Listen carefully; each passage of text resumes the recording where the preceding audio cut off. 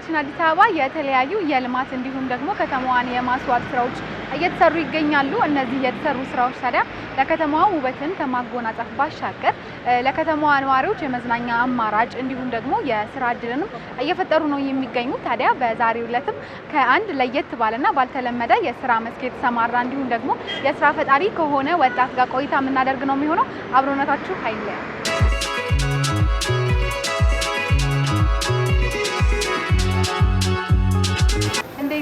ሰላም ነው። ሰላም ነው። እንዳላግዝ ብስክሌት መንዳት አልችልም። ከኋላ ደግሞ እንዳትጭነኝ እንራራቃለን። ስለዚህ እንደዚህ እናወራለን። ይቻላል። እሺ፣ ስምክ ማን ይባላል? እስቲ እንተዋወቅ። ናሁም ደረሰ እባላለሁ። እሺ ናሁም፣ እንዴት ይሄንን ስራ ለመፍጠር አሰብክ? ወይም ደግሞ መጀመሪያ እንዴት ሀሳቡ ውስጥ ሊመጣ ቻለ? የሀሳቡ የመጣልኝ ብዙ ጊዜ ቲክቶክ ላይና ዩቲዩብ ላይ ሳይ የተለያዩ ሰረገላዎች እንደዚህ አይነት ሳይ እስቲ ይሄን በቢዝነስ ነገር ባየው ይሻላል ብዬ ያሰብኩት። ስለዚህ የሌሎች ተሞክሮችን አየህ፣ ከዛ በኋላ የቢዝነስ አይዲያ አየህ፣ ተገበርከው ማለት ነው።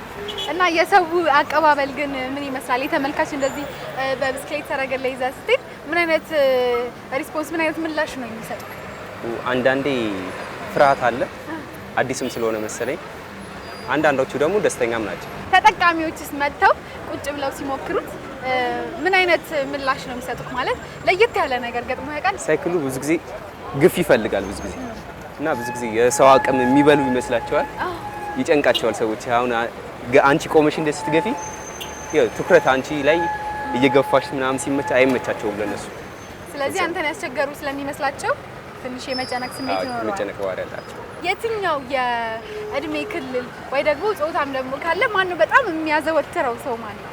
በዚህ የሚሄድ ሰው ማለት ነው። ብዙ ጊዜ ቀጠን ያሉ ሰዎች ብዙ ጊዜ ያዘወትሩት፣ ወፋፍራሞች ብዙ ጊዜ እንከብዳለንም ወይ እኔ እንጃ አይታወቅም። ምን አይነት አገልግሎት ነው ግን የምትሰጠው?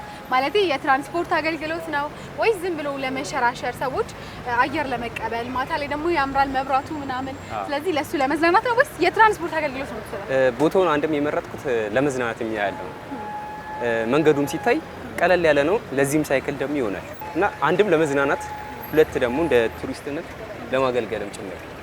መልካም። ስለዚህ እየተዝናኑ ማታ ማታ ላይ እዚህ ጋር አያጡም ማለት ነው። ከስንት ሰዓት ጀምሮ ነው ያለው? ሁሌ ያለው? ሁሌ ከ11 ሰዓት ጀምሮ አለ። ከእሑድ እስከ እሑድ ማለት ነው። ደግሞ አንተን ለየት ላለ ለፎቶሹት ሊሆን ይችላል፣ ለተለያዩ ፕሮግራሞች ትዝታቸውን እዚህ ላይ ቁጭ ብለው ማስቀረት የሚፈልጉ ሰዎች ካሉ በምንድን ነው አንተን ኮንታክት የሚያደርጉት? እዚህ በአካል ከመምጣት ውጪ ማለት ነው። ስልክ ቁጥርም አለን 0987 23 56 93። ወደፊትስ ናሆም ምን አይነት ነገር ላይ ነው መሰማራት የሚፈልገው? ለወደፊቱ ደግሞ ምን አይነት እቅድ ይዞ ነው አሁን ላይ እየሰራ የሚገኘው? አንደኛ ቅሬ ይሄን ማስፋት ፈልጋለሁ። 1 4 5 ጨምር አድርጌ ቦታም ለቀጥ አድርጌ በብዛት መስራት ፈልጋለሁ። ግን ቢሳካልክ ጥሩ ምኞቴ ነው። አሁን ብታስሞክረኝ ደስ ይለኛል። ይቻላል።